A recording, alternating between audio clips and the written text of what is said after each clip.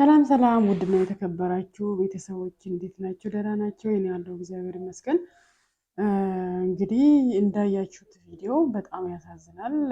እህታችን ያያችኋት ማለት ነው። በጣም ልብ ይሰብራል በእውነቱ። ማለት ሰው በወጣበት እየቀረ ያለበት ዘመን፣ በተለይ እህቶቻችን። ባለፈው አንዷ እህታችን እንግዲህ ወደ ሀገሯ ልትመለስ የመን ላይ እንደቀረች ለየመንና ሳውዲ ድንበር ላይ ውሃ ብላ እዛው እንደቀረች ሁላችንም እናውቃለን ብዬ አስባለሁ ማለት ነው። አሁን እቺ እህታችን ደግሞ ራሷን እንዳጠፋች እና እንግዲህ ነው እየተናገሩ ያሉት ማለት ነው። በጣም ያሳዝናል።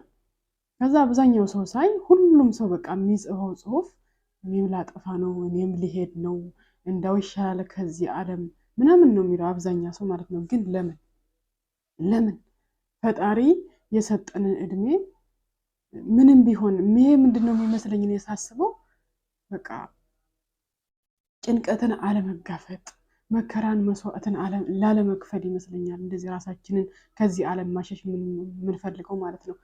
እኛ ከዚህ ዓለም ሄድን፣ ከዛ ከሄድን በኋላ ራሳችንን አጥፍተን የት እንደምንገባ እናውቀዋለን?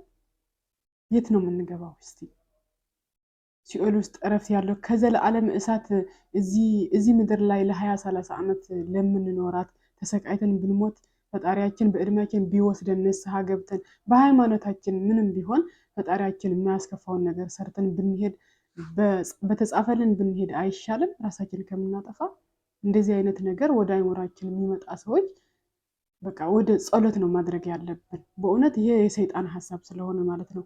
ወደ ጸሎት ነው መቅረብ ያለብን፣ አባታችን ማማከር ያለብን። በቃ ወደ ሃይማኖታችን ወደ መንፈሳዊ ነገር ነው መቅረብ ያለብን ብዬ ነው የማስበው ማለት ነው።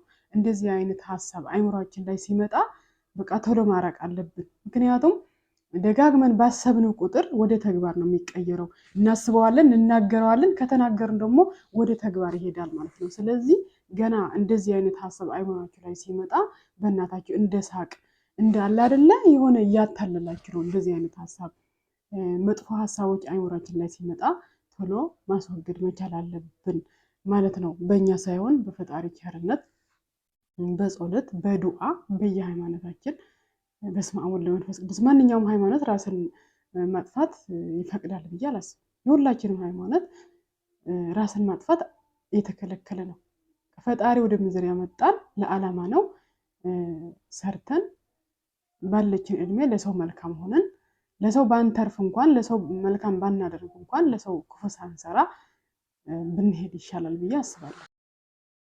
እና እቺ እህታችን በእውነት እኔ በጣም ነው ያዘንኩት፣ በጣም ነው ያሳዘነችኝ። ከሞቷ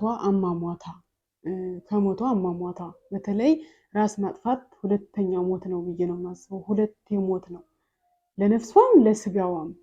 በጣም ነው የሚያሳዝነው። እውነቴን ነው።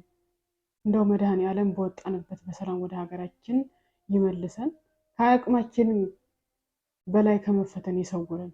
በጣም ከባድ ነው በእውነት። አያርገው ፈጣሪ እንጂ የሆነ የፈተና ቀናችን ያርቅልን። በእውነቴን ነው።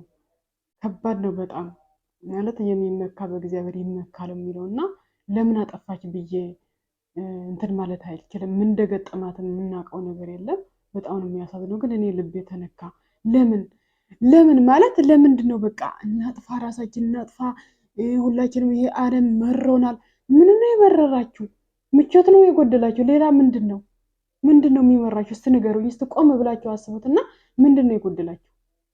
ንገሩኝ እስቲ። ምንድን ነው የጎደላችሁ? የጎደላችሁ ነገር ምንድን ነው? እስቲ ቆም ብለን እናስበው። ራሳችን ማለት ነው። ራሳችን እናጥፋ የምትሉት ምቾት ነው እንጂ የቀራችሁ ምንድን ነው የጎደለባችሁ ነገር? እስቲ እጅ እግር አላችሁ፣ አይን አላችሁ፣ አይምሮ አላችሁ፣ ማሰብ ትችላላችሁ።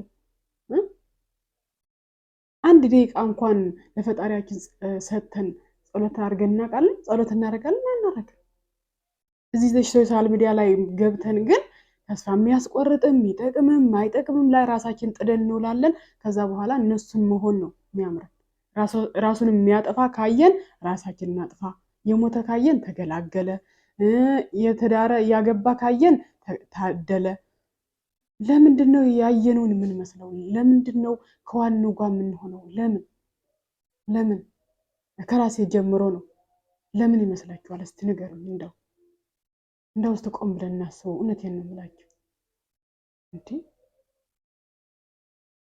ማለት አንድ ሰው በእስልምና ሃይማኖት ብትሄዱ በክርስትና ብትሄዱ ራስ ማጥፋት እስካልተፈቀደ ቢፈቀድ ባይፈቀድ ማለት ነው ምን አለ የሚመረን እዚህ ዓለም ማለት ስደት ከሆነ የመረረን ሀገራችን መግባት ከእናት ከአባታችን ደስታውም ሀዘንን አብሮ ማሳለፍ ካለበለዚያ ደግሞ ባለንበት ተመስገን ማለት ነው። ይሄ ሁሉ እኮ ለበጎ ነው ተመስገን አለ ማለት ነው። ለዚህ ሁሉ የሚያበቃ አለማመስገን ነው። ሁሌም ማማረር ስለምናበዛ ነው ተስፋ የምንቆርጠው።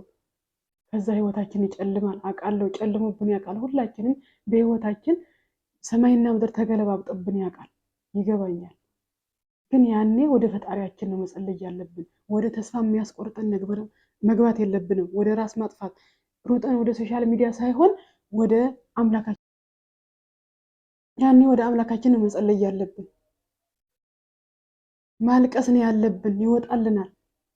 ሶሻል ሚዲያ እየዞሩ ተስፋ ቆርጫለሁ፣ አጠፋለሁ፣ ደህና ሁኑ። ይህም ያስጠላ። ምን አይነት ትውልድ ነው? ቆይ እስቲ አስቡት። እናት አባቶቻችን ምን አይነት ህይወት ነው ያሳለፉት? አሁን እኮ ተንደላቀን እኮ ነው። ቴክኖሎጂ በእጃችን፣ ትምህርት በእጃችን፣ የሃይማኖት ትምህርት በእጃችን፣ መንፈሳዊ ነገሩ በእጃችን። ተምረን መለወጥ እንችላለን። ራሳችንን ማነጽ እንችላለን። ማሳደግ፣ አእምሯችን ማስፋት እንችላለን። እኛ የምንውለው ግን ሌላ ቦታ ነው። የቱ ጋ ነው የምንውለው? ቆይ የቱ ጋ ነው ራሳችን ደብቀን የምናሳልፈው? ይህ ስራ ከማጣት የሆነ እንትን ይመስለኛል። እኔ ስራ የፈታ ሰው ነው ወደ ራሱ ማጥፋት የሚሄደው። ራሳችሁን ቢዚ አድርጉ።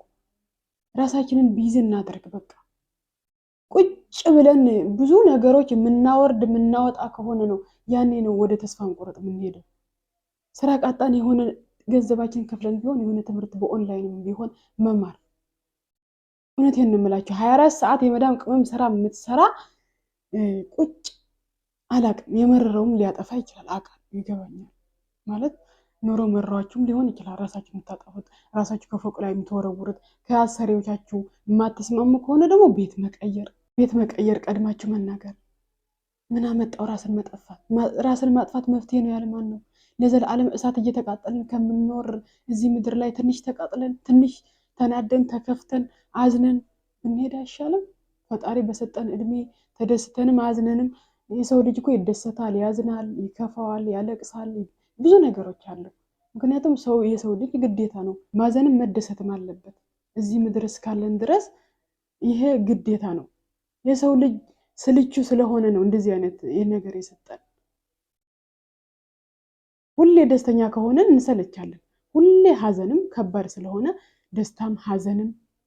የእውነት ጓደኛ ካላችሁ የሚመከር ጊዜ ስጡ፣ አዳምጡ፣ ጓደኛን አድምጡ። እንደው ከሆነ በኋላ ወይኔ ከምትሉ በብዛት እኔ ሰው የሚመስለኝ ሰው እያጡ ይመስለኛል። ከጎናቸው ሰው ስለሌለ ይመስለኛል ራሳቸው የሚያጠፉ። ምክንያቱም አላቅም የሚያደምጣቸው ችግራቸው የሚሰማ ቢኖር ኑሮ እስከዚህ ድረስ ራሳቸው ያጠፋሉ፣ ተስፋ ይቆርጣሉ ብዬ አላስብም። እና የኔ ወዶች እወዳቸዋለሁ። ስሜታዊ ሆኜ የተናገርኩት ምክንያቱም በጣም ነው የሚያሳዝነው። ሁሉም ሰው የሚጽፈው ነገር ተመሳሳይ ነው። ማን ነው ጥሩ ሰው ያለ? ይህ ሁሉ ሰው እንደዚህ የሚጽፍ ከሆነ ወዴት እየሄድን ነው? ራሳችንን ቆም ብለን እናስብ፣ ራሳችንን እንጠይቅ። ቢያንስ እኛ ራስ ወዳዶች ከሆንን መሞት ከፈለግን ለቤተሰቦቻችን እናስብ። እናት፣ አባት፣ ወንድም፣ እህት አለን። ስንት ወዳጅ አለን። ለእነሱ እናስብ። እናት አለች ለእኛ የምትኖር። የኛ መጨረሻ የኛ ወግ ማድረግ ሳታይ እንዲሁ አየር እንዲህ እየጠበቀች ነገ ከነገ ወዲያ ልጅ ትመጣለች እያለች በስደት ስትቀር ሬሳዋን ስትቀበል ስታስቡት እንዴት እንደሚያም። ኧረ በእናታችሁ ቆም ብለን እናስብ። ኧረ ይህች ዓለም አንድ ናት፣ ሁለቴ አይኖርም። ያው ናት፣ ሞት አይቀርም።